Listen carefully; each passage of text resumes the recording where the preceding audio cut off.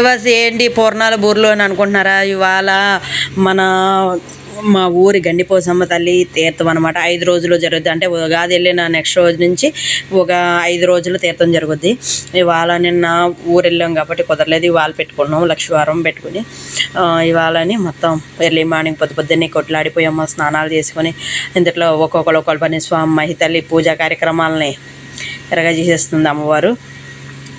ఎందుకంటే అందరూ ఇవాళ రంజాన్ సెలవు కాబట్టి ఈ ప్రోగ్రాంలన్నీ చేసుకోవాలని ఫాస్ట్గా అదే తలకో పని చేసుకుంటే తొందరగా వెళ్తామన్నామని అమ్మగారు ఇవాళ అయితే పూజా కార్యక్రమాన్ని స్టార్ట్ చేసింది.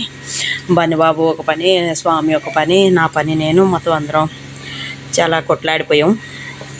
ఎందుకంటే ఒక పని అయితే ఒక పని, లేదంటే కొంచెం అందరం తలకొచ్చేసుకుంటే కదా ఏ పని అయినా ఫాస్ట్గా అయ్యేది. ఒకటి ఆ పని మనకి కొంచెం బర్డెన్ తగ్గుద్ది. అందులో పాలు పంచుకుంటే వాళ్ళకి మంచిది, పిల్లలకి. ఇలాగ ఎవరి పనులు నేను ఇంతలో గబగబా పిండి రుబ్బుకుంటాం పొద్దున్నే.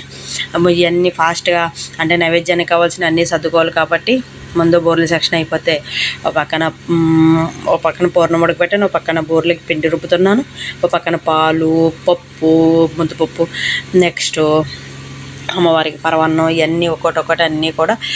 ఎందుకంటే నైవేద్యం పెట్టడం అమ్మవారికి, ఎందుకంటే అమ్మవారి కళ్ళు పెద్దగా ఉంటుంది అనమాట.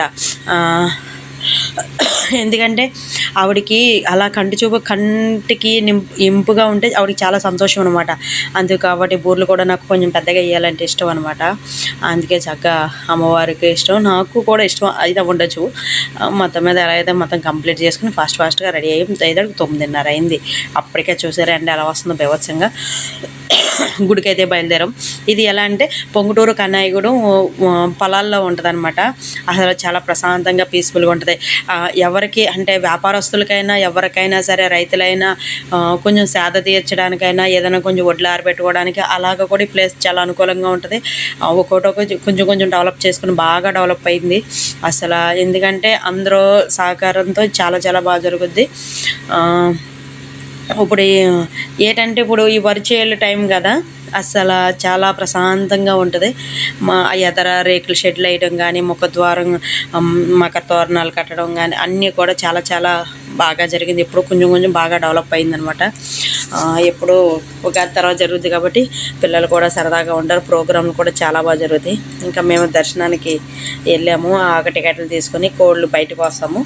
ఇక్కడ అమ్మవారి దర్శనానికి వెళ్ళేటప్పటికి అమ్మవారికి పూజ జరుగుతూ ఉందన్నమాట. ఇంకా నేను కూడా పువ్వులు కొబ్బరికాయలు పట్టుకొని వెళ్ళేటప్పటికి, అంటే ఈ 5 రోజులు దంపతులు రోజుకు ఒకరు చెప్పని కూర్చుంటారు. ఇవాళ ఈయన పెద్ద అనమాట, ఆయన అమ్మవాళ్ళిద్దరూ కూడా పూజ కార్యక్రమం జరుగుతుంది. సరే అమ్మవారికి అష్టోత్తరం జరుగుతుంది కదా అని నేను మనస్ఫూర్తిగా ఆ తల్లిని అలా చూస్తా కూర్చుండిపోయాం. సరే ఏంటంటే ఏదన్నా ఇంకా ఒక 5 నిమిషాలు ఆ తల్లి కూర్చునే టైం ఇచ్చింది కాబట్టి, లేకపోతే మామూలుగా అయితే పరిగెట్టాలని కంగారు పడిపోతాం. కొంచెం ప్రశాంతంగా తల్లికి అన్ని రకాల అష్టోత్తరం, అమ్మవారికి వాళ్ళ పూజా కార్యక్రమాలంతా వాళ్ళు చేస్తున్నారు కాబట్టి నైవేద్యం అన్నీ కూడా రోజుకొకరు చక్కగా ఎప్పుడు ఇలాగా. లాస్ట్ రోజు ఫైనల్ రోజు ఏంటంటే హోమం ఉంటుంది, లక్ష్మీ గణపతి హోమం ఉంటుంది, పూర్ణాహుతి ఉంటుంది. నెక్స్ట్ రోజేమో ఆ రోజు ఊరేగింపు ఉంటుంది, నెక్స్ట్ రోజేమో సంతర్పణ ఉంటుంది. ఇలాగ ఈ దగ్గరగా మంగళవారం వరకు ఈ ప్రోగ్రాంలు అన్నీ జరుగుతూనే ఉంటాయి అన్నమాట. ఇంకా ఏంటంటే ఇక్కడ చిన్న పెద్ద అన్న తేడా ఉంటుంది. అందరూ కూడా అమ్మవారిని చాలా పొగులుతూ, చాలా స్వచ్ఛమైన తల్లి. ఇప్పుడు ఏంటంటే పాము రూపంలో తిరుగుద్దంట ఆ తల్లి.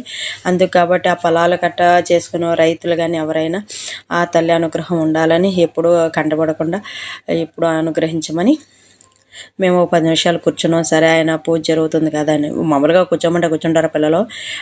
ఈ వంకనైనా కూర్చున్నారు. కూర్చుంటే మా వాడికి కంగారు ఆకలేస్తుందని పటం పడుతున్నాడు. వెళ్ళాలి కాదు, ముందు ఏదన్నా ఎక్కడికైనా వెళ్ళండి, ముందు ఆకలేద్ది. మా గోత్రనామాలతో సహా చక్కగా మా శర్మ గారు బాగా చేస్తారు పూజ అయినా.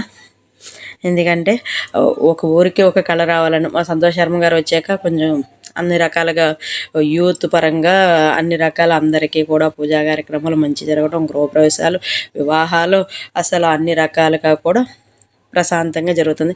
అమ్మవారికి ఇలా పూజా కార్యక్రమం అంతా అయిపోయింది. హారతి ఇవ్వడం జరుగుతుంది. ఆ తల్లి అనుగ్రహం వల్ల హారతి కూడా మంచి జరగాలని మనస్ఫూర్తిగా కోరుకుంటూ హారతి తీసుకుని ఇంకా అంటే నైవేద్యం ఇక్కడ పెట్టారనమాట. గుడి పక్కన గుడి ఉంటుంది, ఆ గుడికి వెళ్ళి పెట్టాలన్నమాట. ఇక్కడ పెడతారనమాట. ఇక్కడ మేము కూడా చక్కగా అమ్మవారికి అందంగా పూలు మనం తెచ్చినవి అన్నీ కూడా చక్కగా పోసి అమ్మవారికి పసుపు కుంకుమ పువ్వులు అన్నీ పెట్టుకొని దూపం వేసుకొని నైవేద్యం అంటే ఇక్కడ మనం నైవేద్యం పెడతాం. కోడిని చూపించేస్తే పక్కన చేస్తారనమాట. ఇందులో ఎవరో ఒక ఆవిడకి పూనకం వచ్చింది. ఆవిడకి పానకం పెట్టి దూపం అన్నీ వేసేటప్పుడు ఆవిడ క్లియర్ అయింది. ఇంతట్లో మా వాడు బొమ్మలని పరిగెట్టుకొచ్చేసాడు బొమ్మలు చూసుకోవాలని. ఏదో సరదా పిల్లలకి కదా గిరగరా తిరిగి వచ్చారు. ఇంక నాకు టైం అయిపోతుంది, 10 అయిపోయింది అప్పటికే కొంచెం. ఎందుకంటే మార్నింగ్ టీ తాగేవంత ఇంకేమీ తాగలేదు, కొంచెం నీరసంగా ఉందనిపించింది.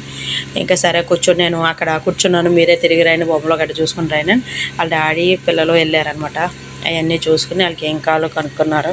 ఖర్జూరం ఒకటి తీసుకున్నారు, ఎందుకంటే ఈయనకి తీపి భోజనం అయ్యాక తీపి అంటే ఇష్టం అనమాట. అది నేను ఏంటంటే ఖర్జూరం కానీ ఇలాంటి ఏదైనా లడ్డు అలాంటివి ఏమైనా తినమంటాను, ఆరోగ్యానికి మంచిది, తీపి తిన్నట్టు అవుతుంది కదా అని. ఏవో బ్యాంగిల్స్ కట్టా చేయటం తెగ చూసిందమ్మా. అమ్మగారికి నచ్చట్లేదు, అటు ఇటు తిరిగి అటు ఇది తెగ తిరుగుతున్నారు. ఇలాగా ఇదంటే ఫస్ట్లో టెంట్ వేసేవారు, అలాంటిది స్టాండర్డ్గా ఈ రేకుల షెడ్ వేసారు, అంటే ఫిక్స్డ్గా ఉండిపోయింది.